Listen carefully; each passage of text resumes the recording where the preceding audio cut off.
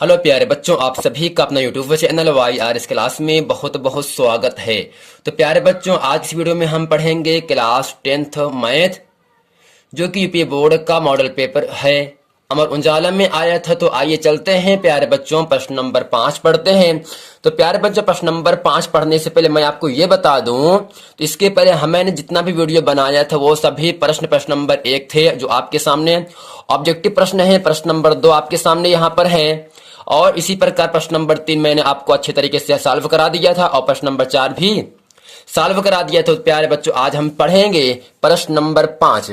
तो प्यारे बच्चों, प्रश्न नंबर 5 आपके सामने कह रहा है, समीकरण 2x प्लस 1 बटे x पूरे का होल स्क्वायर प्लस 4 बराबर 5, 2x प्लस 1 बटे x, जहां x का मान 0 के बराबर नहीं है, हल कीजिए।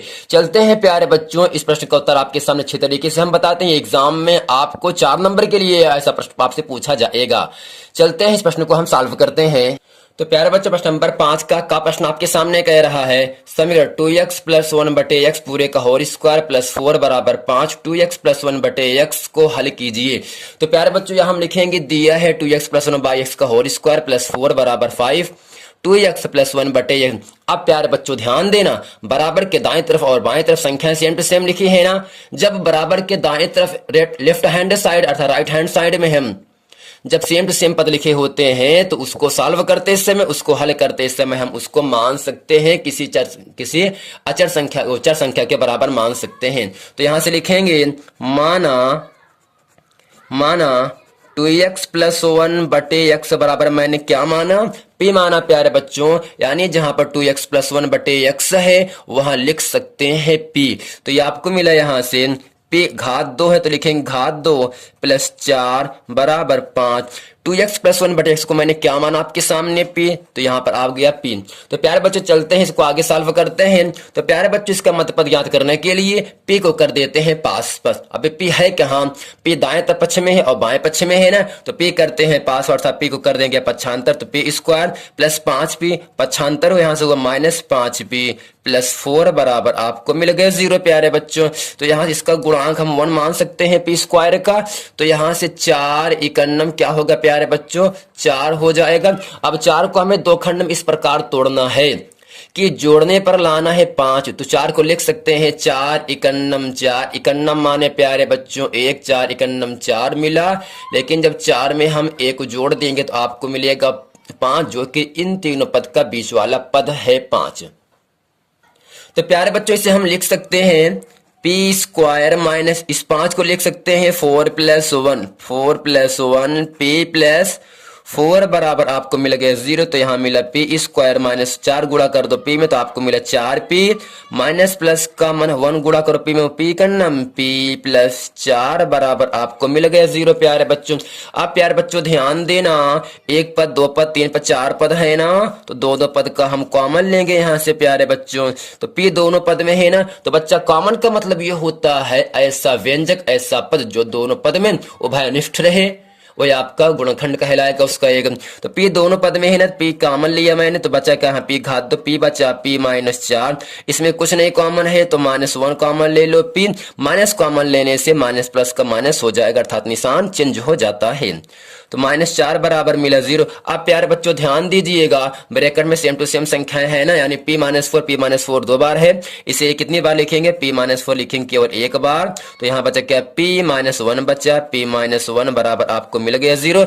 अब प्यारे बच्चों ध्यान देना, दोनों पद यानी p माइनस 4 p माइनस 1 दोनों 0 के बराबर हैं। तो यहाँ करेंगे p माइनस 4 बराबर 0, तो p बराबर माइनस 4 पक्षांतर प्लस 4 हो गया।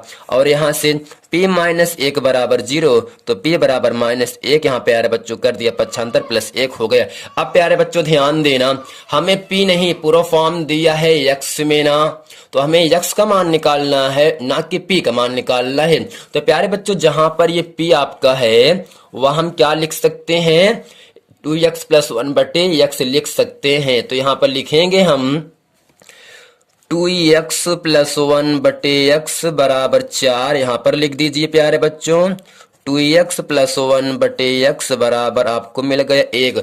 अब बच्चों ध्यान देना, 4 को बटे 1 मान लीजिए, 1 को बटे 1 मान लीजिए, क्रॉस मल्टीप्लाई कर दीजिए अर्थात तिरछा गुणा कर दीजिए, 4x इकन्नम 4x बराबर 2x इकन्नम 2x प्लस 1 इकन्नम 1 मिला। तो प्यारे बच्चों x का मान निकालने के लिए x कर देंगे 75, तो यहाँ से 4x माइनस 2x बराबर 1, 4 में से 2 गए, 2x बराबर 1, तो x बराबर x के साथ में 2 गुणे में है, आ जाएगा भाग में 1/2, जो कि इसका उत्तर हो जाएगा।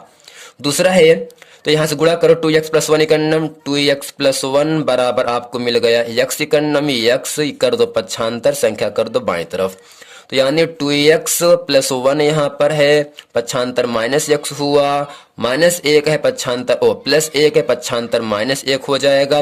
गुणांक एक मान सकते हैं, 2 में से 1 गए 1, किसी चर संख्या के पहले 1 को लिखा नहीं जाता है, तो x बराबर मिला प्यारे बच्चों -1, जो कि इस प्रश्न का उत्तर हो जाएगा। तो प्यारे बच्चों आपसे इतना ही कह रहा था, समीकरण आपके सामने इतना दिया है, कह रहा है इसको हल कीजिए। आप प्यारे बच्चे बताना, हमेशा मैंने आपको बताया था जिस चर की जितनी घात रहता है उसका उतना ही शून्य होता है। तो इसकी घात कितना प्यारे बच्चों 2 है ना, तो इसके कितने शून्य होंगे, आपके 2 शून्य होंगे। पहला शून्य कितना है प्यारे बच्चों, x बराबर 1/2, दूसरा x बराबर -1, जो कि इस समीकरण का आपका उत्तर हो जाएगा। तो प्यारे बच्चों उम्मीद करते हैं प्रश्न नंबर 5 का प्रश्न आप अच्छे तरीके से समझ गए हैं। चलते हैं आपको लेकर प्रश्न नंबर 5 के प्रश्न नंबर खा में। तो प्यारे बच्चों प्रश्न नंबर 5 का खा प्रश्न आपके सामने कह रहा है, 5 सेंटीमीटर त्रिज्या का एक वृत्त खींचिए, केंद्र से 10 सेंटीमीटर दूर स्थित एक बिंदु से वृत्त पर स्पर्श रेखा युग्म की रचना कीजिए, इस स्पर्श रेखा युग्म की लंबाई भी ज्ञात कीजिए। तो प्यारे बच्चों पटरी की सहायता से आपको 5 सेंटीमीटर त्रिज्या लेकर एक क्या कर देना, एक वृत्त खींच देना, एक गोला बना देना है। अब इसके केंद्र से 10 सेंटीमीटर दूर कोई बाहर बिंदु आपको कुछ ले लेना है, उसको नापने के बाद उसका अर्धक कर देते हैं। तो चलते हैं प्यारे बच्चों, इस प्रश्न का उत्तर आपके सामने हम अच्छी तरीके से बताते हैं। तो प्यारे बच्चों प्रश्न नंबर 5 का खा प्रश्न आपके सामने कह रहा है, 5 सेंटीमीटर त्रिज्या का एक वृत्त खींचना है, वृत्त के केंद्र से 10 सेंटीमीटर दूर स्थित एक बिंदु से वृत्त पर स्पर्श रेखा युग्म की रचना कीजिए, जबकि स्पर्श रेखा की लंबाई हमें ज्ञात करना है। तो सबसे पहले करते क्या है प्यारे बच्चों, पटरी की सहायता से हम 5 सेंटीमीटर की क्या कर देते हैं, एक दूरी लेकर एक वृत्त खींचते हैं। अब बच्चों ध्यान देना, 5 यहाँ पे रखा आपके सामने 5 पर, दूसरा मान क्या कर दूंगा यहाँ आपके सामने 0 कर दूंगा। कितना कर दूंगा प्यारे बच्चों, यहाँ से ले गए 1 पर ना, कितना ले गए पे 4 बच्चों 1 पर ले गए ना, यानी ये पूरा 5 है ना। अब प्यारे बच्चों ध्यान देना, मैंने आपके सामने पटरी की सहायता से 5 नापा, अब बिंदु कोई बिंदु लेकर एक क्या कर दिया प्यारे बच्चों, एक हम वृत्त खींच देंगे, यानी यहाँ आपके सामने 5 सेंटीमीटर त्रिज्या का एक वृत्त खींच रहे हैं। तो प्यारे बच्चों सर्वप्रथम 5 सेंटीमीटर त्रिज्या का मैंने क्या खींचा, आपके सामने एक वृत्त खींचा। क्या खींचा प्यारे बच्चों, एक वृत्त आपके सामने खींचा ना। अब इसमें ये कह रहा है प्यारे बच्चों, अब ध्यान देना आपको है, यहाँ कुछ त्रुटि हो गई प्यारे बच्चों, ये ऐसे आपको बनेगा, ठीक है ना, ये पूरा बना अच्छे तरीके से। अब बच्चों ध्यान देना आपको है, यहाँ पे इसका जो सेंटर है, इस सेंटर को मैंने क्या माना, ओ मान लिया। क्या माना प्यारे बच्चों, ओ माना। अब ये कह रहा है मैंने किया क्या, 5 सेंटीमीटर त्रिज्या का एक वृत्त खींचा। अब ये कह रहा है वृत्त के केंद्र से 10 सेंटीमीटर दूर स्थित एक बिंदु ले लीजिए। अब प्यारे बच्चों करते क्या है, अब बिंदु ओ को 1 पर रखेंगे यहाँ आपके सामने, और वृत्त के बाहर 10 सेंटीमीटर दूरी पर हम कोई बिंदु ले लेंगे, यानी बिंदु ये आपके सामने मेरा 10 ये मिला ना प्यारे बच्चों, ये मिला देखिए 10 आपके सामने। अब करते क्या है, बिंदु ओ को पी से हम मिला देंगे, पी से क्या कर देंगे प्यारे बच्चों, इसे हम ऐसे मिला देंगे। ये क्या कर दिया, पी से मिला दिया ना प्यारे बच्चों। अब ध्यान देना, यहाँ से है जो बाहरी बिंदु ये है, इसको मैंने क्या माना, पी माना। आपको भी आपके सामने ओ से लेकर यहाँ तक की दूरी कितना 5 दिया है, जबकि ओ से लेकर पी तक की दूरी कितना दिया प्यारे बच्चों, आपके सामने 10 दिया है ना। अब करते क्या है प्यारे बच्चों, बिंदु ओ को केंद्र मानेंगे और बिंदु पी को केंद्र मानेंगे, आधे से अधिक दूरी लेकर हम क्या कर देते हैं, ओपी का लंब समद्विभाजक कर देते हैं। अब प्यारे बच्चों आपको ध्यान देना है, यहाँ से बिंदु ए को केंद्र माना आपके सामने, आधे से अधिक दूरी लेकर एक चाप ऊपर एक चाप नीचे लगा दिया, कोई दिक्कत। पुनः प्यारे बच्चों वही दूरी लेकर बिंदु P को केंद्र मान लीजिएगा और बिंदु P को केंद्र मानने के बाद एक चाप ऊपर और एक चाप नीचे लगा दीजिएगा। अब प्यारे बच्चों ध्यान देना, दोनों चाप जहां पर काट रहे हैं वो दोनों क्या कर देंगे, हम ऐसे मिला देंगे। क्या कर देंगे प्यारे बच्चों, आपके सामने हम ऐसे मिला देंगे, है ना प्यारे बच्चों। अब ध्यान देना, जो OP पूरा 10 था उसका आधा कितना होगा प्यारे बच्चों, यहाँ पर काट रहा है ना, इसे हम M बिंदु दे दिए, यानी O से लेकर M तक की दूरी 5, M से लेकर P तक की दूरी 5। अब प्यारे बच्चों ध्यान देना आपको है, यानी यहाँ पर ये काटा क्या, ये मैंने माना ये P है, ये आपका क्या है बिंदु क्यों हो गया, P डैश मान ली, ठीक है, P यहाँ पर है, P डैश माना। अब प्यारे बच्चों ध्यान देना, OP का अर्थ क्या होगा, यहाँ पर M बिंदु हो गया। अब करते क्या है, बिंदु M को केंद्र मानेंगे प्यारे बच्चों, बिंदु M को केंद्र माना और इसको हम नाप लेते हैं।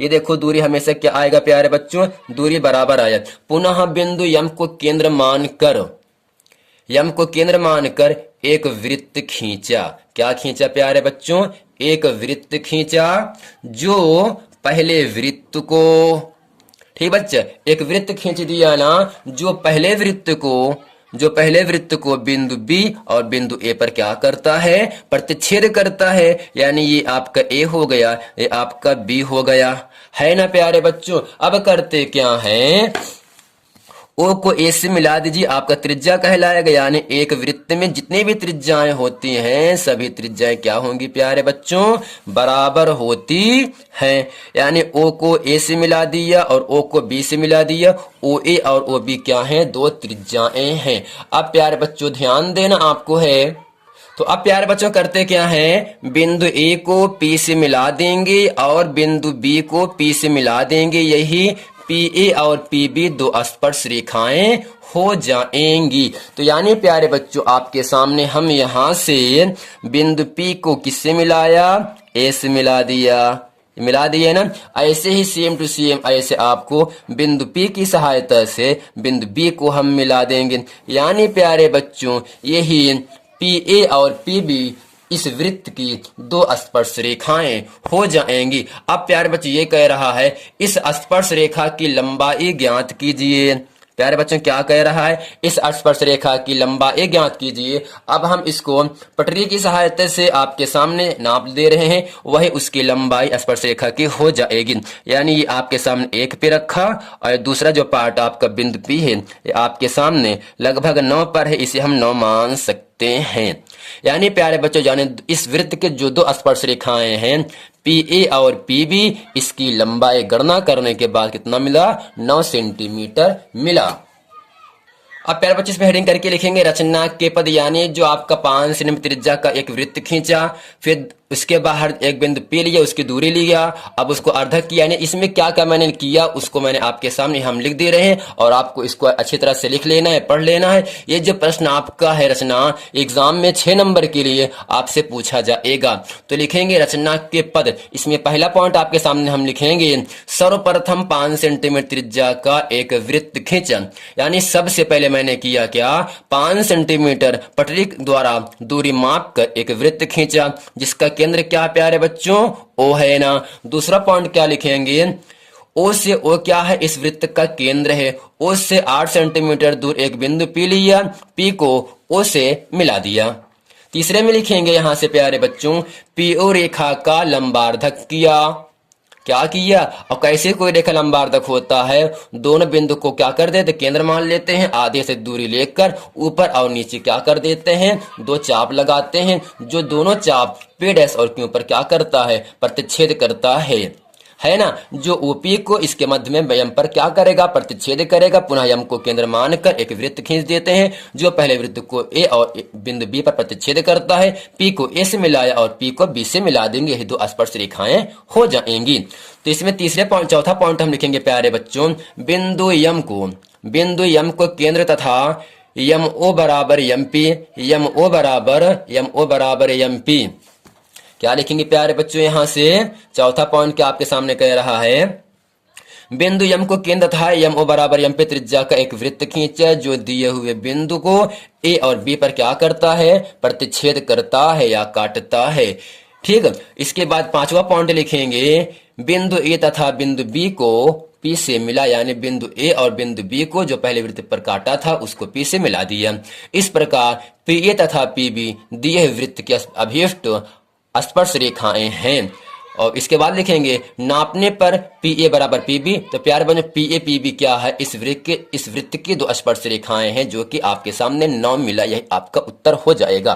तो प्यारे बच्चों उम्मीद करते हैं ये प्रश्न आपको समझ में आ गया है। ये जो प्रश्न प्यारे बच्चों है ना, एग्जाम में 6 नंबर के लिए आपसे हर हाल में पूछा जाएगा, और उम्मीद करते हैं जो एग्जाम होने वाला इस बार ऐसे ही प्रश्न आपसे एक पूछे जाएंगे। तो प्यारे बच्चों प्रश्न नंबर 5 का ग प्रश्न आपके सामने कह रहा है, सिद्ध कीजिए कि tan थीटा बटे 1 minus cot theta plus cot theta बटे 1 माइनस tan थीटा बराबर 1 plus sec theta into cosec theta आपको प्रूफ करना है। ये जो प्रश्न प्यारे बच्चों एग्जाम में लगभग 90 में हर सेट में ही पूछा गया है, इसीलिए एग्जाम के नजरिए से जो प्रश्न है बहुत ही महत्वपूर्ण प्रश्न है। ये एग्जाम में 4 नंबर के लिए आपसे पूछा जाएगा। चलते हैं प्यारे बच्चों, इसका प्रूफ आपके सामने अच्छे तरीके से हम बताते हैं। तो प्यारे बच्चों प्रश्न नंबर 5 का आपके सामने लिखा है, यानी LHS से प्रूफ करना है। और HS चलते हैं, लिखेंगे LHS ये आपके सामने है, tan थीटा बटे 1 minus cot theta plus cot theta बटे 1 माइनस tan थीटा। तो प्यारे बच्चों हम उम्मीद करते हैं आप क्लास 10th में होंगे ही और आपको ये फार्मूला अच्छे तरीके से याद भी होगा। अगर यदि प्यारे बच्चों फार्मूला अगर आपको याद है तो सवाल लगाने में आपको कोई प्रॉब्लम होगी नहीं, ये मेरा वादा है।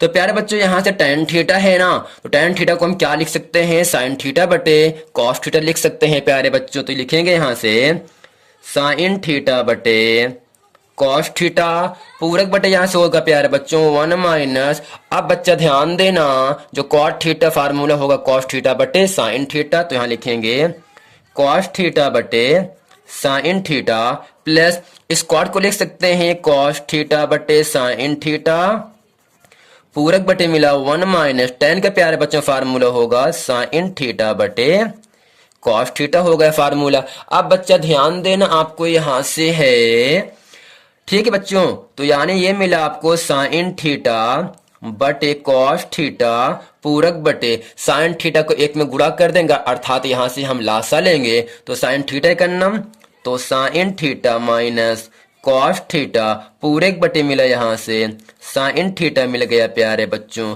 अंश और हर दोनों भिन्न में है, प्लस cos थीटा बटे sin थीटा पूरक बटे cos थीटा का नाम cos theta minus sin theta पूरक बटे cos थीटा मिला प्यारे बच्चों। उम्मीद करते हैं यहां तक आपको कोई प्रॉब्लम होगी नहीं। अब आपको क्लास में पढ़ाया गया होगा यदि कोई भिन्न अंश और हर में भी भिन्न में है तो अंश को वैसे लिख देते हैं जबकि हर का हर अंश बन जाता है। यानी प्यारे बच्चों sin थीटा बटे cos थीटा को वैसे लिखा, अब जो नीचे वाला मान sin थीटा है ये आपका ऊपर चला गया, sin थीटा बटे जो अंश वाला मान हर में आ जाएगा तो sin theta minus cos theta plus, अब ध्यान देना प्यारे बच्चों cos थीटा बटे sin थीटा गुड़े cos नीचे है ना ऊपर चला जाएगा, cos theta minus sin theta नीचे आ जाएगा, यानी ये हो जाएगा आपका cos थीटा बटे cos theta minus sin theta. प्यारे बच्चों उम्मीद करते हैं आपको समझ में आ रहा होगा अच्छे तरीके से। चलते हैं आगे और आगे अच्छे तरीके से सॉल्व करेंगे। तो प्यारे बच्चों sin theta into sin theta गुड़े में है तो हो जाएगा आपको यहाँ से sin स्क्वायर थीटा बटे cos थीटा, तो sin theta minus cos theta मिला प्लस cos गुणे cos क्या होगा आपका cos स्क्वायर थीटा मिला, जबकि यहां से मिला sin theta cos theta minus sin theta मिला प्यारे बच्चों आपको और अच्छे तरीके से हम प्यारे बच्चों बताते हैं आगे। तो ये मिला आपको sin स्क्वायर थीटा बटे cos थीटा, तो sin theta minus cos theta को ऐसे के ऐसे रहने दीजिए। अब ध्यान देना प्यारे बच्चों यहाँ पर sin पहले है यहाँ पर cos पहले है, यदि इन दोनों में हम माइनस कॉमन ले लेंगे तो सेम टू सेम जो मान ब्रैकेट में है सेम टू सेम हो जाएगा, और वहां से जब मान सेम टू सेम होगा तो वहां पर उसको सॉल्व करने के लिए काफी आसानी हो जाएगी। यानी माइनस कॉमन लेंगे, जब माइनस कॉमन लेंगे तो माइनस प्लस का माइनस हो जाएगा, तो मिला आपको cos थीटा बटे साइन थीटा, जब माइनस कॉमन लेते हैं माइनस साइन थीटा है, ये हो जाएगा plus sine theta plus cos theta, ये आपको मिला माइनस कॉस थीटा प्यारे बच्चों। यानी प्यारे बच्चों माइनस कॉमन लेने पर क्या होते हैं, निशान चेंज हो जाते हैं। अब प्यारे बच्चों ध्यान देना, यहाँ पर हर में क्या लिखा है, कॉस थीटा साइन थीटा, जबकि sign theta minus cos theta दोनों ब्रैकेट में सेम टू सेम है, यानी इसका हम फिर क्या ले लेंगे, लासा ले लेंगे। तो मिलेगा आपको sign theta into cos theta in bracket sine theta minus cos theta. अब प्यार बच्चों ध्यान देना है, कॉस से कॉस कटेगा, ब्रैकेट वाले मान से ब्रैकेट वाला मान कटेगा, बचेगा साइन थीटा, इसका गुणा करेंगे अंश में। तो अंश क्या है, sine square theta into sine theta, आपको मिलेगा यहाँ से sine cube theta minus sine से साइन कटा, कॉस बचे, कॉस गुणे कॉस, मिलेगा आपको कॉस स्क्वायर थीटा।